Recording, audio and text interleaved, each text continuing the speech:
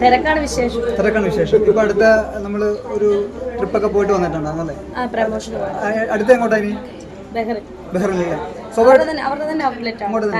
അപ്പൊ നമ്മള് ആദ്യം നമ്മൾ ഈ ഗൾഫ് യാത്രയിലായിട്ട് പോയപ്പോ ഒരുപാട് പ്രശ്നങ്ങൾ ഇവിടെ എന്നുവെച്ചാൽ നിങ്ങൾ ഇപ്പൊ നിങ്ങൾ പോകുന്നത് വേറെ എന്തോ ഒരു എന്തിന്റെ ഭാഗമായിട്ടായിരുന്നു? അല്ല, വേറെ എന്തിന്റെ ഭാഗമായിട്ടാണ് പോകുന്നത് ഇപ്പൊ അടുത്ത പോകുന്നത്? ഞാൻ പോകുന്നത് പ്രമോഷനാണ്, ബാർ റെസ്റ്റോറന്റിന്റെ പ്രമോഷന്റെ ഭാഗമായിട്ടാണ്. അപ്പം എനിക്ക് തോന്നുന്നു ആദ്യ തവണ പോയപ്പോ എല്ലാവരും കരുതിയിരുന്നു സ്റ്റേജ് ഷോയുടെ കാര്യത്തിനാണ് പോകുന്നത്. പ്രമോഷന് പോകുന്നതാണ് ഞാൻ പറഞ്ഞത്. സ്റ്റേജ് ഷോയ്ക്ക് പോകാന്ന് ഞാൻ എങ്ങും പറഞ്ഞിട്ടില്ല. പക്ഷെ അപ്പൊ ആൾക്കാർ തെറ്റിദ്ധരിച്ചോട്ടെ. എന്തൊക്കെ തെറ്റിദ്ധരിക്കുന്നു, എന്നെ പറ്റി എന്തൊക്കെ തെറ്റിദ്ധാരണയുണ്ട്, അതുപോലെ ഒരെണ്ണം കൂടെ തെറ്റിദ്ധരിക്കട്ടേനെ.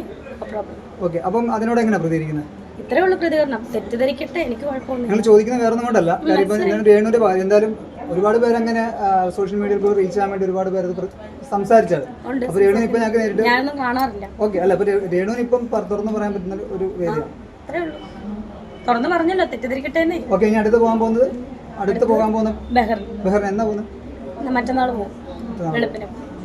ഈ ബിഗ് ബോസിൽ കയറിയില്ലേ? ബിഗ് ബോസിൽ ഇറങ്ങിയതിന് ശേഷം ഇപ്പൊ ഒരുപാട് പേര് അതിനകത്ത് ബാക്കി ഏകദേശം തീരാറായിട്ടുണ്ട്. ഇനിയുള്ള കണ്ടസ്റ്റന്റ് എന്താ പറയാനുള്ളത്? നന്നായിട്ട് ഗെയിം കളിക്കും. അത് ഒരു ഫേക്ക് ആയിട്ട് തോന്നുന്നുണ്ടോ? അങ്ങനെ തോന്നുന്നില്ല. ഞാൻ അവിടെ നിന്നുകൊണ്ട് നമ്മുടെ ഒരു 5 ദിവസമെങ്കിലും നമ്മുടെ ക്യാരക്ടർ നമുക്ക് മൂടി വെക്കാൻ സാധിക്കും. പിന്നെ നമ്മുടെ ക്യാരക്ടർ എന്തായാലും വെളിയിലാണ്. സോ ഞാൻ നിന്നുകൊണ്ട് പറഞ്ഞു. രേണുസുതി പിന്നെ ബിഗ് ബോസിൽ പോയത് ഒരു ഗെയിം കളിക്കാൻ, അതായത് ബിഗ് ബോസിൽ എൻട്രി ചെയ്യുക എന്നൊരു മാത്രമായിരുന്നു, അതോ ട്രോഫി? ഞാനത് പറഞ്ഞിട്ടുണ്ടല്ലോ നേരത്തെ. അല്ല, എന്തായിരുന്നു ട്രോഫി എന്നൊന്നും ഞാൻ പറഞ്ഞിട്ടില്ല. നെഗറ്റീവ് പറയുന്നവരുടെ മുന്നിൽ ലാലേട്ടൻ കൈപിടിച്ച് ഒരു ദിവസമെങ്കിലും ആ ഹൗസിനുള്ളിൽ കയറണം എന്നുള്ള ആഗ്രഹം ഉണ്ടായിരുന്നു. അത് മാത്രമേ ഞാൻ പറഞ്ഞിട്ടുള്ളൂ. ആ ഒരു ദിവസം നിൽക്കാൻ ചെന്ന ഞാൻ 35 ദിവസം നിൽക്കുകയും ചെയ്തു. ഞാൻ എവിക്ഷനായിട്ടുമില്ല, ഞാൻ വോക്കൗട്ടായിട്ട് വന്ന് എനിക്ക് ഹെൽത്ത് ഓക്കെ അല്ലായിരുന്നു. അതിനുശേഷം ഒരുപാട് അവസരങ്ങൾ വന്നു. എങ്ങനെയുണ്ട് ലൈഫ്? ഹാപ്പി സ്റ്റേബിൾ ആയിട്ട് വരുന്നു. ഓക്കെ, ഇപ്പൊ നമ്മൾ ഡെയിലി സ്റ്റാറ്റസും സ്റ്റോറിയും കാണുന്നുണ്ട്. ഇപ്പൊ ഡെയിലി എനിക്ക് തോന്നുന്നു ഷൂട്ടിംഗ് ലൊക്കേഷനോട്ട് പോയിക്കൊണ്ടിരിക്കുക. എങ്ങനെ പോകുന്നു പുതിയ സാഹചര്യങ്ങൾ പൊരുത്തപ്പെട്ടു?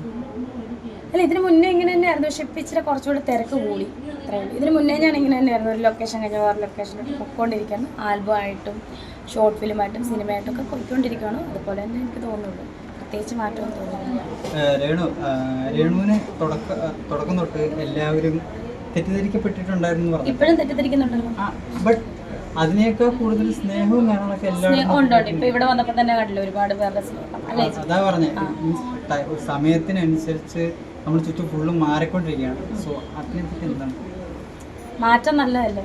ഞാനൊരു ഷോർട്ട് ഫിലിം ചെയ്തായിരുന്നു ദാസേട്ടൻ കോഴിക്കോടുമായിട്ട്. അതിന്റെ പേര് മാറ്റം എന്നാണ്. അപ്പൊ അത് ഉടനെ ഇറങ്ങും.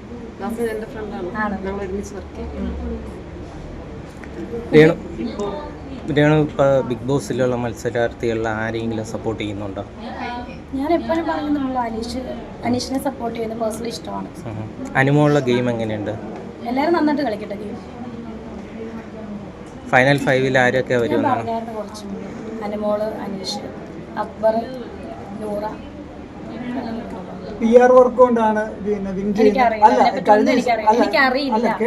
കഴിഞ്ഞ ദിവസം തൊട്ട് മുമ്പ് ഒരു വേദിയിൽ ജിൻഡോ പങ്കെടുത്തൊരു വേദിയിൽ ഓക്കെ അങ്ങനെ ഒരു ഇഷ്യൂ പറഞ്ഞിട്ടുണ്ടായിരുന്നു. PR work എനിക്കില്ലായിരുന്നു. സോ എനിക്കറിയില്ല. അതുകൊണ്ട് നമുക്കില്ലാത്തതുകൊണ്ട് PR വർക്ക് ഇല്ല. എനിക്കറിയില്ല. അങ്ങനൊന്നും ഞാൻ പറഞ്ഞിട്ടില്ല. PR വർക്ക് ഇല്ലെന്നും പറഞ്ഞിട്ടില്ല, ഉണ്ടെന്നും പറഞ്ഞു. എനിക്കറിയില്ല എന്നാണ് ഞാൻ പറഞ്ഞത്.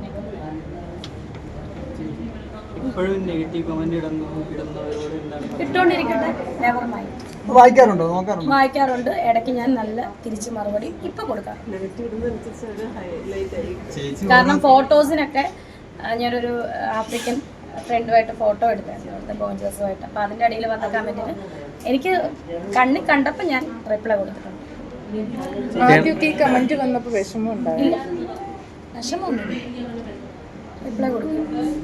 എപ്പോഴും ഇല്ല, നമ്മളെ അറിയാണ്ട് ഇങ്ങനെ നോക്കത്തില്ല. ഫസ്റ്റ് കമന്റ് ഒക്കെ നോക്കുമ്പോഴത്തേന് ആ മൂഡിലിരിക്കുമ്പോൾ ഞാൻ റിപ്ലൈ കൊടുക്കാം. ബോഡി ഷേമിങ് കുറെ പേര് നടത്തിയിട്ടുണ്ടെങ്കിൽ ഇപ്പൊ കുറച്ചുപേരൊക്കെ ഇപ്പൊ രേണു സുന്ദരിയായി എന്ന് പറയുന്നു. അത് സ്വയം മാറിയതാണോ അതോ? ഞാൻ കുറച്ച് ട്രീറ്റ്മെന്റ് ഒക്കെ ചെയ്തായിരുന്നു. അതിന്റെ ഭാഗമാണ്. ദുബായിൽ വെച്ചിട്ട് റോസസ് ഡ്യൂവിൽ വെച്ചിട്ട് ഹെയർ എക്സ്റ്റൻഷൻ ഓൾറെഡി കഴിഞ്ഞതാണ്. റൂമയിൽ പോയിട്ട് കഴിഞ്ഞ ദിവസം റീസർവീസ് ചെയ്തു. പിന്നെ ഒരു എന്താ പറയുക, നമ്മുടെ സ്കിൻ വൈറ്റനിങ്ങിൻ്റെ ഒരു ട്രീറ്റ്മെൻറ്റ് ഉണ്ടായിരുന്നു. അതിൻ്റെ സെക്കൻഡ് സെറ്റിങ്സ് കഴിഞ്ഞു. പിന്നെ ഒരു ഗ്ലൂട്ടായി എടുത്തായിരുന്നു. ഇപ്പം ഇങ്ങനെയാണെന്നുണ്ടെങ്കിൽ ഇപ്പോൾ നമുക്കിപ്പോൾ എന്തായാലും ഒരു പഴയ പോലെ അല്ല, ഡെയിലി ഒരു എക്സ്പെൻസ് എന്തായാലും മീറ്റ് ചെയ്യേണ്ടി വരും. ഇപ്പോൾ മുമ്പ് ഡെയിലി ചിലവ് എന്ന് വെച്ചാൽ ഇപ്പം മുൻ സമയങ്ങൾ പോലെ അല്ല. ഡെയിലി എക്സ്പെൻസ് കാര്യം ഈ പറഞ്ഞ പോലെ ഡ്രസ്സിൻ്റെ ആണെന്നുണ്ടെങ്കിലും ഈ പറഞ്ഞ പോലെ ട്രീറ്റ്മെൻറ്റ് ആണെന്നുണ്ടെങ്കിലും ഒരു എക്സ്പെൻസ് എന്തായാലും മീറ്റ് ചെയ്യേണ്ടി അല്ലേ? കൊളാബ് പുതിയ മൂവി ഏതാണ്? ഇപ്പം 2 മൂവി ഉണ്ടായിരുന്നു. ഞാൻ ബിഗ് ബോസിലായിരുന്നപ്പോൾ ആ 2 മൂവി നഷ്ടപ്പെട്ടു എനിക്ക് ആ അവസരം. കാരണം പെട്ടെന്ന് തുടങ്ങണമെന്ന് പറഞ്ഞു പ്രൊഡ്യൂസർ.